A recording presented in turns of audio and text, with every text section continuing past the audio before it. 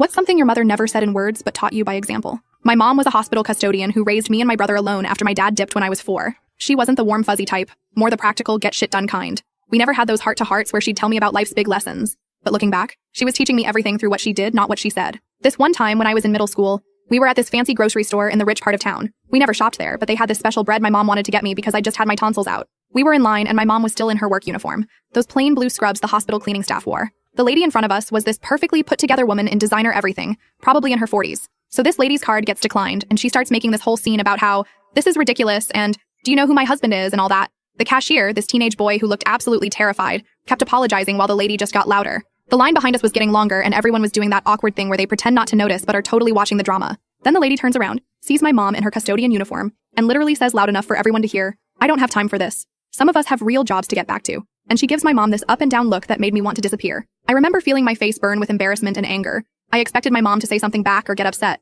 but she didn't. She just stood there, back straight, expression calm, and said in the most normal voice, "Excuse me, I think you dropped this," and handed the woman a $20 bill that had fallen out of her purse during her tantrum. The woman snatched it without a thank you and stormed off. The cashier looked relieved but also confused, and started apologizing to us for the wait. My mom just smiled at him and said, "No worries, honey. We all have rough days." When we got to the car, I asked my mom why she was nice to that horrible lady. She just shrugged and said, "Alexandra, that woman's problems aren't about me." Then she changed the subject to what we were having for dinner. That was it. No big lesson, no speech about respect or dignity or kindness. Fast forward to last week. I'm in this big meeting at work, presenting a project I've been killing myself over for months. This guy Nolan, who literally always talks over me in meetings, interrupts my presentation to correct something that wasn't even wrong. He does this whole mansplaining thing, complete with, "What Alexandra is trying to say is," and then proceeds to repeat exactly what I just said, but takes credit for it. In that moment, I felt that same burning in my face from when I was 12, but instead of shrinking or snapping back, I found myself channeling my mom. I straightened my back, smiled, and when he finished I just said, "Thank you for the recap, Nolan," as I was saying, and continued my presentation exactly where I left off. The look on my boss Stacy's face was priceless.